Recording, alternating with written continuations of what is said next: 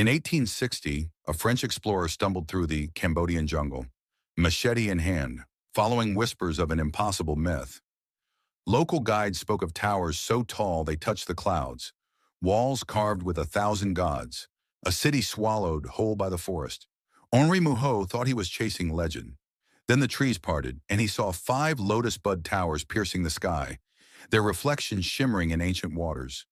He was standing before the largest religious monument ever built by human hands, a structure so vast it had taken 30 years and thousands of workers to complete.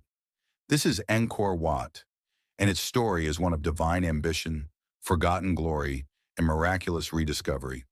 However, what makes this temple truly extraordinary is that it wasn't lost to time by accident.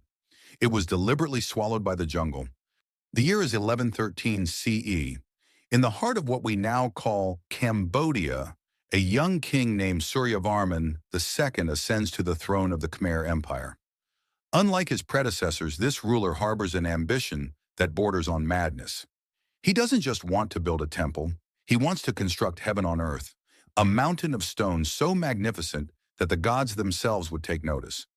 Suryavarman II was a devotee of Vishnu, the Hindu god of preservation, and he envisioned a temple that would serve dual purposes. In life, it would be his state temple, the political and spiritual center of his empire. In death, it would become his mausoleum, ensuring his journey to immortality. What he created would outlast his empire by centuries and become the symbol of an entire nation. The location he chose was strategic and symbolic. Lying approximately 5.5 kilometers north of the modern town of Siem Reap in northwestern Cambodia, the site sat in the fertile floodplains near Tonle Sap, Southeast Asia's largest freshwater lake. The Khmer people had mastered the art of water management, and the location provided access to the complex irrigation systems that fed their agricultural empire. Construction began around 1113 and wouldn't be completed until roughly 1145. Think about that for a moment. 32 years of continuous construction using medieval technology. No modern machinery, no power tools. Just human ingenuity, astronomical knowledge, and an unshakable vision. The numbers alone stagger the imagination. The temple complex covers approximately 100 tons 62.6 hectares, roughly the size of 200 American football fields. The outer wall measures 1,024 meters by 802 meters, enclosing not just the temple but an entire sacred precinct. To build it, workers quarried somewhere between 5 and 10 million sandstone blocks from Mount Kulin, located more than 40 kilometers away. Each block weighed as much as 1,500 kilograms. How did they transport these massive stones without wheels strong enough to bear the weight, without railways, without modern engineering? The answer lies in Cambodia's lifeblood: water. The Khmer built an elaborate network of canals, floating the stones on rafts during the monsoon season when water levels rose. It was a logistical feat that would challenge even modern engineers. But transportation was just the beginning. The temple rises in 3 rectangular galleries, each higher than the last, culminating in a central tower that soars 65 meters above the ground. The design represents Mount Meru, the cosmic mountain at the center of the universe in Hindu and Buddhist cosmology. The 5 towers symbolize Meru's 5 peaks, while the outer wall represents the mountains at the edge of the world, and the moat represents the cosmic ocean. Walking through Angkor Wat is like stepping into the world's largest illustrated manuscript. The walls tell stories, and every surface seems to pulse with life carved in stone. The temple features the longest continuous bas-relief in the world, stretching for nearly 800 meters around the outer gallery. These aren't simple decorations. They're complex narratives carved with extraordinary skill. Art historians have counted thousands of individual figures across the bas-reliefs, and remarkably, almost no 2 are identical. The detail is obsessive, almost impossible. Celestial dancers called apsaras float across the walls, over 2,000 of them throughout the temple, each with different hairstyles, jewelry, and poses. Battles rage across stone panels with such dynamic energy that you can almost hear the clash of weapons.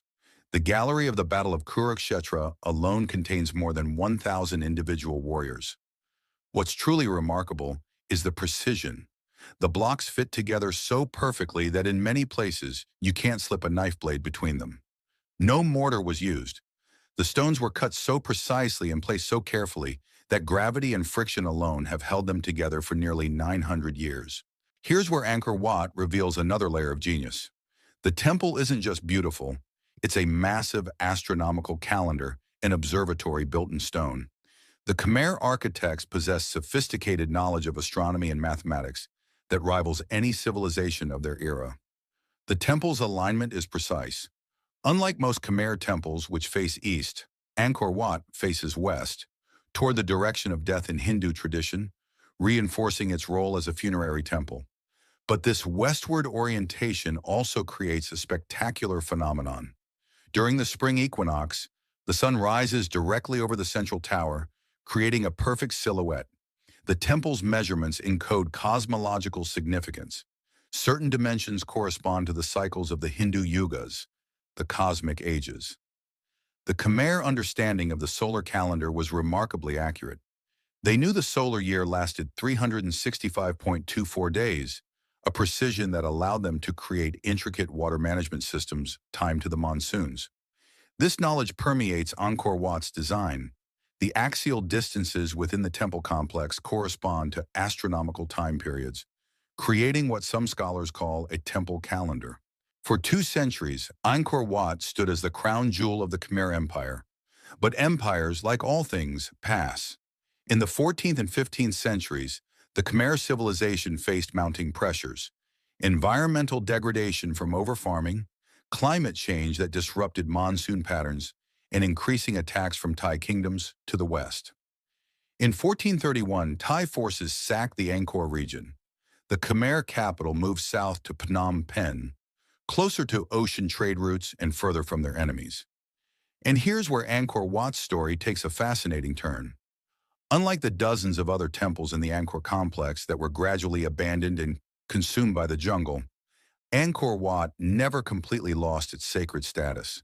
Buddhist monks maintained a presence at the temple, which had gradually transitioned from Hindu to Buddhist use during the 14th century.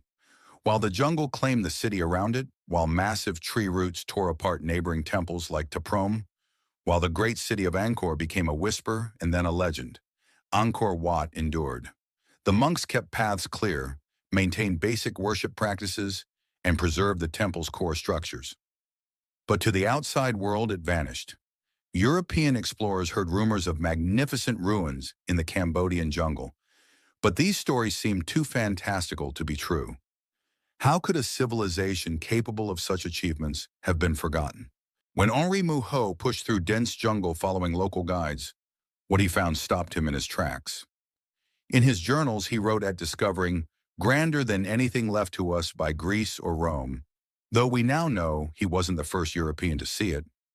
Portuguese travelers had visited in the 16th century, but Mouhot's detailed descriptions and sketches brought Angkor Wat to Western attention. The rediscovery captivated the world. How had such a monument been built? Who were these people?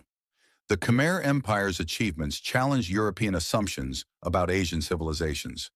Here was proof of indigenous Southeast Asian genius, of a civilization that had reached artistic and engineering heights comparable to any in the medieval world. Photographs from the late 19th and early 20th centuries show Angkor Wat in a state of romantic decay. Galleries filled with vegetation, faces on the towers worn by centuries of rain, stones displaced by tree roots. But restoration efforts began almost immediately. French archaeologists and conservators started the painstaking work of clearing, documenting, and preserving the temple. The 20th century brought new challenges. During the Khmer Rouge regime from 1975 to 1979, Cambodia descended into nightmare. Nearly 2 million people died, and cultural heritage was deliberately destroyed. Remarkably, Angkor Wat survived relatively intact, partly because the Khmer Rouge recognized it as a symbol of past Khmer glory, even as they destroyed so much else.